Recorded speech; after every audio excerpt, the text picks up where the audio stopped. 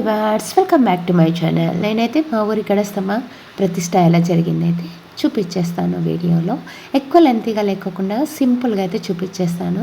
యాక్చువల్గా పోస్ట్ చేద్దాం అనుకుంటా ఉన్నాను, బట్ డిలే అయిపోతూ ఉంది. షార్ట్స్ మాత్రమే పోస్ట్ చేసేసాను.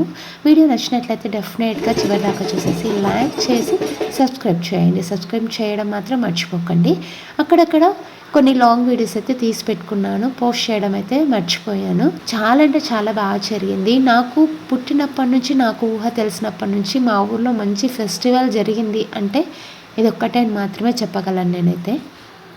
యాక్చువల్గా ఈ టెంపుల్ కన్స్ట్రక్షన్ జరగబట్టి అయితే నాకు తెలిసి మినిమం 6 years అయిపోతూ ఉంది. రాములవారి టెంపుల్ అండ్ అదేవిధంగా సుంకులమ్మవారి టెంపుల్ కన్స్ట్రక్షన్ కంప్లీట్ అయిపోయిన తర్వాత ఈ టెంపుల్ ప్రతిష్ట అయితే జరిగింది. చాలా అంటే చాలా టైం అయితే పట్టింది.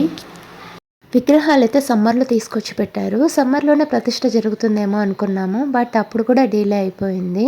మళ్ళీ పంతులు గారు చెప్పారంట, విగ్రహాలు తీసుకొచ్చి పెట్టాక ఎక్కువ రోజులు పెట్టకూడదు, ఆయుష్ తీరుతుంది, త్వరగా చేసేసేయండి అని అయితే చెప్పారంట. అందుకోసం వితిన్ 10 daysలో అనుకున్నారు, పత్రికలు కొట్టించేశారు, ఫెస్టివల్ అయితే స్టార్ట్ చేసేసారు. 3 days అయితే చాలా బాగా జరిగింది. ఇంటి ఆడపిల్లలందరూ వెళ్ళేసి గడస్తంభానికి పసుపు రాయాలని అయితే చెప్పారు. అందరు వెళ్ళేసి అయితే ఎవరింట్లో వాళ్ళు పసుపు తీసుకొని వెళ్ళైతే గడస్తంభానికి అయితే పసుపు రాసి ఈ విధంగా బొట్లు అయితే పెట్టారు. మార్నింగ్ నుంచి రాములవారి ప్రతిష్ట, అదేవిధంగా సుంకులమ్మ వారి ప్రతిష్ట, బొడ్రాయి ప్రతిష్ట చేసిన తర్వాత అయితే ఈ విధంగా గడస్తంభం అయితే ఎత్తారు. ఫైనల్గా అరౌండ్ 12 o'clock లోపు అయితే అన్ని పూజలు అయితే అయిపోయాయి.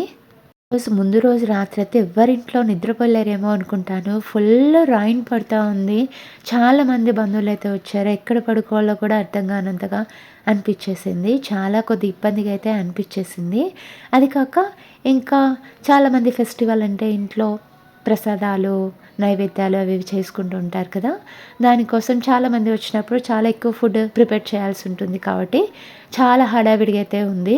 మా నాన్న కూడా అయితే పడుకోలేదు, మా పెద్దమ్మ వాళ్ళు కూడా పడుకోలేదు, బిజీగా అయితే ఉన్నారు. నైట్ నుంచే వంటలు చేయిస్తూ, అది కాక వంట వాళ్ళు వచ్చారు కదా, వాళ్ళకి చెప్పి ఎలా చేయాలి, భక్ష్యాలు అవి ఇవి కర్రీస్ ఏం చేయాలి అని చెప్పేసి ఇదే చెప్తా ఉన్నారు. ఇంకా ఎవరైతే స్లీప్ లేదు సరిగ్గా. లాస్ట్ 2 days నుంచి కూడా స్లీప్ అయితే లేదు. ఇంకా ఈ విధంగా అయితే బంధువులతో ఇండ్లు అయితే కిటకిటలు ఆడిపోతూ ఉన్నాయి. ఈ విధంగా గడస్తంభ ప్రతిష్ట అయిపోయిన తర్వాత ఈవినింగ్ అయితే ఒడిబియ్యం కార్యక్రమం అయితే జరుగుతూ ఉంది. ఇంటి ఆడపిల్లలకి అందరికైతే ఈ విధంగా అయితే ఒడిబియ్యం అయితే పోసేశారు.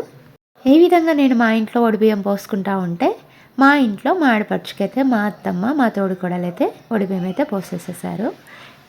ఇక్కడ వడిబియ్యం పోసుకుంటా ఉంటే మా బాబు, ఎందుకు పోస్తారు మమ్మీ, ఎందుకు ఇలా చేస్తున్నారు మమ్మీ, వివరాలు క్వశ్చన్ బ్యాంక్ అని చెప్పొచ్చు. మా బాబు ప్రతిదీ ఏదైనా కొత్తగా వాడికి తెలియంది జరుగుతుంది కళ్ళ ముందర అంటే డెఫినెట్గా తెలుసుకోవాలనే ఇంటెన్షన్ అయితే చాలా ఉంటుంది.